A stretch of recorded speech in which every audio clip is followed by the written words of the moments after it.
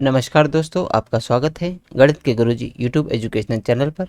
दोस्तों, आज का जो वीडियो है वह है लूसेंट की वास्तुनिष्ठ सामान्य ज्ञान पर आधारित। और दोस्तों, यह लूसेंट की 2023 की न्यू एडिशन की बुक है, जिसकी सीरीज हमारे इस चैनल पर लगातार जारी है।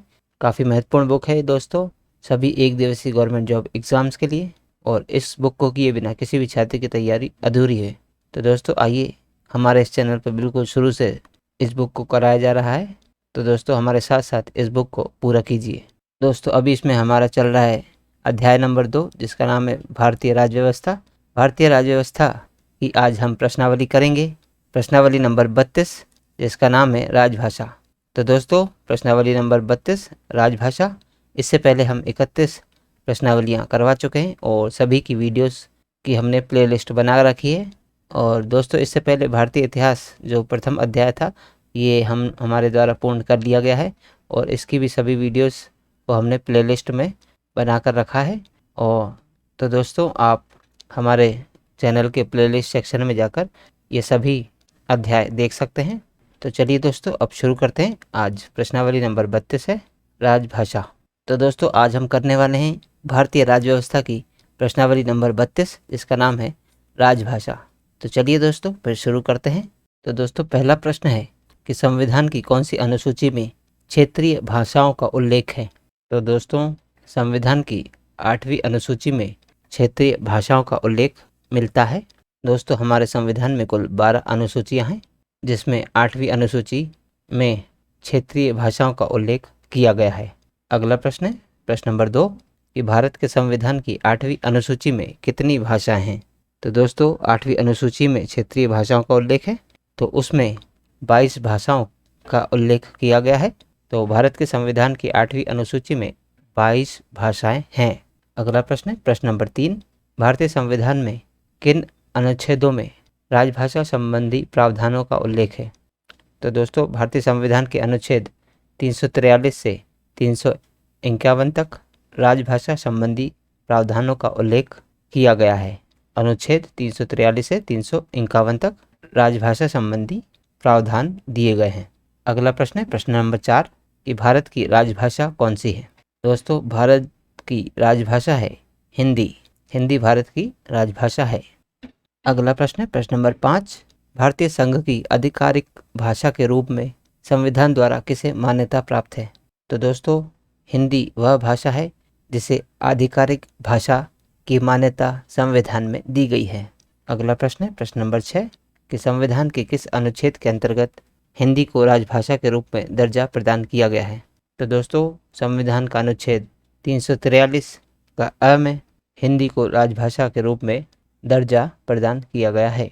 अगला प्रश्न है प्रश्न नंबर 7 कि हिंदी देश की राष्ट्रभाषा है, लेकिन शासकीय प्रयोजनों के लिए अंग्रेजी भाषा के प्रयोग को कब तक करने की अनुमति प्रदान की गई है। तो दोस्तों, प्रश्न में पूछा गया है कि हिंदी देश की राष्ट्रभाषा तो है ही, लेकिन शासकीय प्रयोजन यानी शासकीय कार्य के लिए अंग्रेजी भाषा के प्रयोग को कब तक यानी कौन से सन तक अनुमति प्रदान की गई है। तो दोस्तों, अनिश्चित काल के लिए अंग्रेजी भाषा के प्रयोग को अनुमति दी गई है शासकीय प्रयोजन हेतु। अगला प्रश्न है प्रश्न नंबर 8 है कि किसी भाषा को किसी राज्य की राजभाषा के रूप में अंगीकार करने का अधिकार किसे है। तो दोस्तों, किसी भी भाषा को किसी राज्य के द्वारा राजभाषा के रूप में अंगीकार करने का अधिकार राज्य विधानमंडल को है। किसी भी राज्य की राज्य विधानमंडल जो है वह किसी भी भाषा को राजभाषा के रूप में अंगीकार कर सकता है यानी अपना सकता है। अगला प्रश्न है प्रश्न नंबर 9 कि संविधान की 8वीं अनुसूची में सम्मिलित भाषाओं में निम्नांकित में से कौन सी भाषा बोलने वाले सर्वाधिक हैं। तो दोस्तों, जैसा कि आपको पता है कि संविधान की 8वीं अनुसूची में 22 भाषाओं का उल्लेख किया गया है। तो इसमें पूछा गया है कि 22 भाषाओं में कौन सी भाषा बोलने वाले सर्वाधिक हैं। तो दोस्तों, बांग्ला, गुजराती, मराठी और तेलुगु, इन 4 ऑप्शंस में से हमें बताना है। तो दोस्तों, इन चारों भाषाओं में सबसे अधिक जो बोली जाती है वह भाषा है बांग्ला भाषा।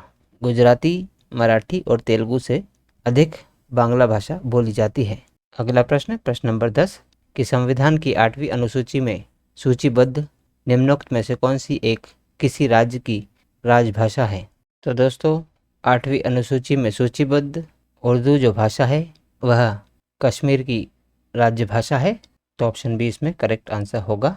अगला प्रश्न, प्रश्न नंबर 11, निम्नलिखित में से किस राज्य या केंद्र शासित प्रदेश ने उर्दू को राजकाज की भाषा के रूप में अंगीकार किया है? तो दोस्तों वह राज्य है जम्मू कश्मीर, जहां पर उर्दू को राजकाज की भाषा के रूप में अंगीकार किया गया है। अगला प्रश्न है प्रश्न नंबर 12, निम्नलिखित में कौन सी भाषा संविधान की 8वीं अनुसूची में नहीं है?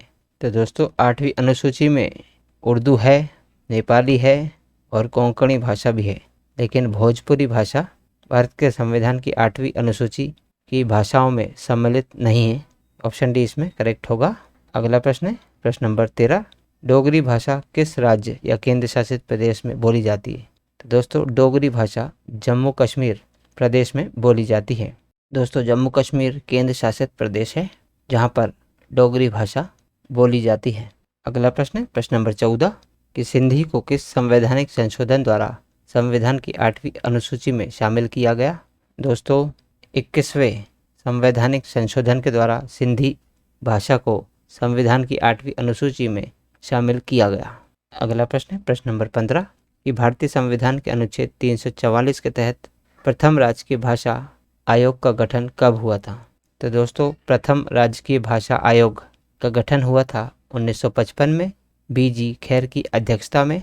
अगला प्रश्न है प्रश्न नंबर 16, कि 1955 में गठित राजभाषा आयोग के प्रथम अध्यक्ष कौन थे? तो दोस्तों बीजी खैर राजभाषा आयोग के प्रथम अध्यक्ष थे। राजभाषा आयोग 1955 में गठित हुई थी। दोस्तों बीजी खैर का पूरा नाम था बाला साहब गंगाधर खैर, जो कि प्रथम अध्यक्ष थे राजभाषा आयोग के, और राजभाषा आयोग 1955 में गठित की गई थी। अगला प्रश्न है प्रश्न नंबर 17, कि संविधान के किस अनुच्छेद में यह व्यवस्था किया गया था कि प्रत्येक राज्य शिक्षा के प्राथमिक स्तर पर मातृभाषा में शिक्षा की पर्याप्त सुविधाओं को उपलब्ध कराने का प्रयास करेगा? तो दोस्तों प्रश्न में हमसे यह पूछा गया है कि संविधान का वह अनुच्छेद कौन सा था जिसके तहत प्रत्येक राज्य शिक्षा का जो प्राथमिक स्तर होता है यानी कि प्राइमरी तक, वह मातृभाषा में उसे देने की व्यवस्था करेगा या उसे देने के लिए सुविधाएं एकत्र करेगा या सुविधाएं देने का प्रयास करेगा। तो दोस्तों यह संविधान के अनुच्छेद 350A में व्यवस्था की गई थी कि प्रत्येक राज्य शिक्षा के प्राथमिक स्तर पर मातृभाषा में शिक्षा की पर्याप्त सुविधाओं को उपलब्ध कराने का प्रयास करेगा। अगला प्रश्न है प्रश्न नंबर 18, भारतीय राज्य नागालैंड की आधिकारिक भाषा क्या है? तो दोस्तों नागालैंड की आधिकारिक भाषा है अंग्रेजी। अंग्रेजी भाषा नागालैंड की आधिकारिक भाषा है। अगला प्रश्न है प्रश्न नंबर 19, कि किस संवैधानिक संशोधन के द्वारा भारतीय संविधान की 8वीं अनुसूची में बोडो, डोगरी, संथाली और मैथिली भाषाओं का समावेश किया गया?